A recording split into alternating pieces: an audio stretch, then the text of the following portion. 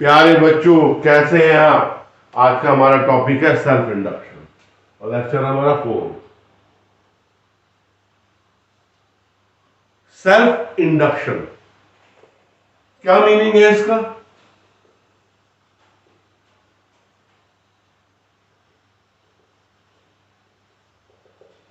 हम एक circuit consider कर रहे हैं। इस सर्किट में एक कॉइल है,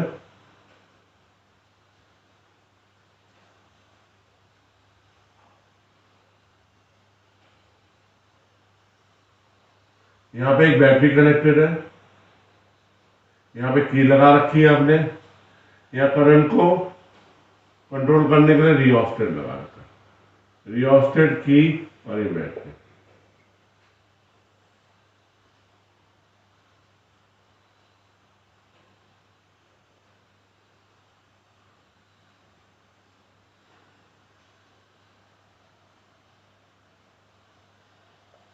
राइट, ये वही सर्किट है, पर इसमें हम कंडीशन को अलग कर देंगे।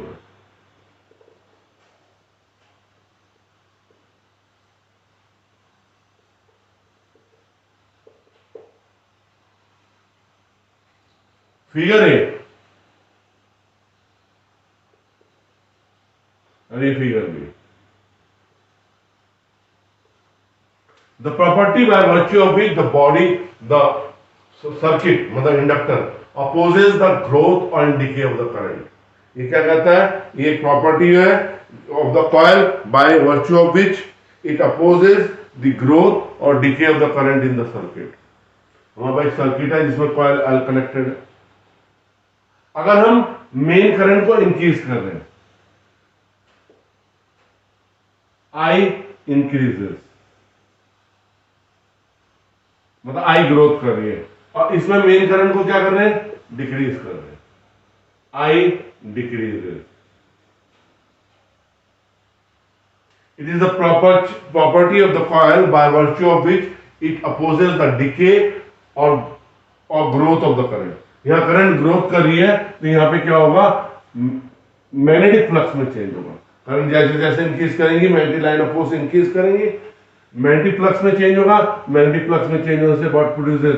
इंड्यूस्ड ईएमएफ प्रोड्यूसेस, और इसके कारण एक करंट डेवलप होगी, induced current, which is in the opposite direction of the main current. क्योंकि करंट इंक्रीज कर रही है, उसकी ग्रोथ को अपोज करना है, इसलिए अपोजिट डायरेक्शन में फ्लो करने लगती है। अब यहाँ पे मेन करंट डिक्रीज कर रही है तो यहाँ पे क्या होगा? जो आपकी इंड्यूस्ड करंट होगी, that would be flow in the direction of the main current. Main current ऐसे फ्लो कर रही है, क्यों होगा क्या? जब आप मेन करंट को डिक्रीज कर रहे हैं, magnetic line of force decrease कर रहे हैं, magnetic line of force decrease करने से मैग्नेटिक फ्लक्स में चेंज हो रहा है। जो इंड्यूस्ड ईएमएफ प्रोड्यूस हो रहा है वो अपोज कर रहा है कि जो करंट डिके हो रही है उसको डिके ना करने दे, इसलिए इंड्यूस्ड करंट क्या करती है? In the flow in the direction of the main current, और ये प्रॉपर्टी क्या कहलाती है? That property is called self induction. हम सेल्फ इंडक्शन को इनर्शिया ऑफ इलेक्ट्रिसिटी भी कहते हैं। इनर्शिया प्रॉपर्टी है by virtue of it opposes the, क्या था? Inertia the property by virtue of it body try to remain in its original position. अब यहां inertia of electricity word use किया तो इट अपोजेस द डिके और growth of the current. एक example लेते हैं। हमने एक स्विच को नाइट में, नाइट रात हो रखी है, रात नाइट है, स्विच ऑफ किया। जैसे हम स्विच ऑफ करते हैं, there is a drastic decay in the current. Current एकदम से डिके करती है। जब करंट डिके करती है तो क्या होगा बेटा? उसमें करंट के डिके करने से क्या होगा? इंड्यूस्ड ईएमएफ प्रोड्यूस होगा। वो इंड्यूस्ड ईएमएफ सफिशिएंट होगा to break the insulation of the air between the switch points. वो क्या करेगा? जो एयर इंसुलेशन होगा उसको ब्रेक कर देगा, और इसी कारण से क्या होगी? स्पार्क प्रोड्यूस होगा।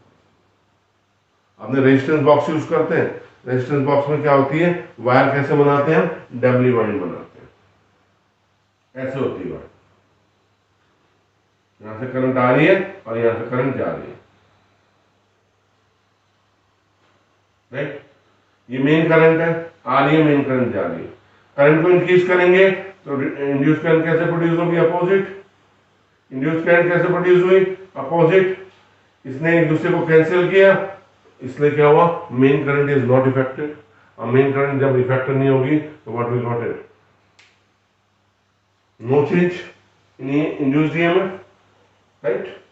तो अब हम जो हमारे पास कॉइल है इसमें कितने टर्न्स हैं? n turns. Number of turns in coil. Magnetic flux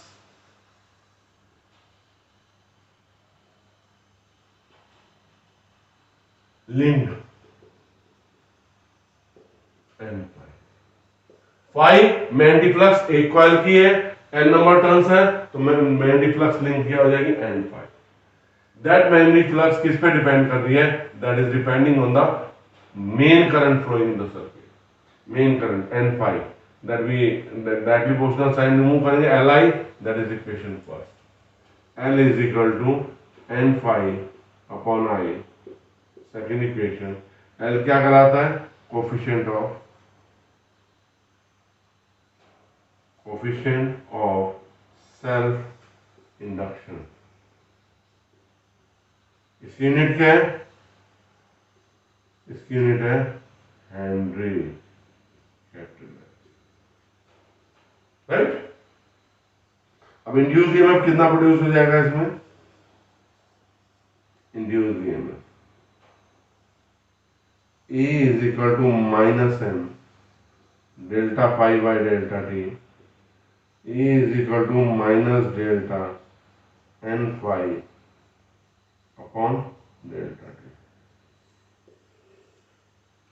E is equal to minus delta l phi upon delta t. आपने L कॉमन ले लिया, minus delta phi upon delta t. L is equal to minus E delta I upon delta t. Equation number third आ गया। हमारी diagram है। If delta I upon delta T is equal to 1 ampere per second, तो L किसके बराबर हो जाएगा? Minus. If in the circuit there is a current is changing at the rate of 1 ampere per second, then the coefficient of self-induction is equal to induced EMF produced in the circuit. अगर किसी circuit में current 1 ampere per second के rate से change हो रही है, then the coefficient of self-induction is equal to induced EMF. If delta I upon delta T, definition of 1 Henry.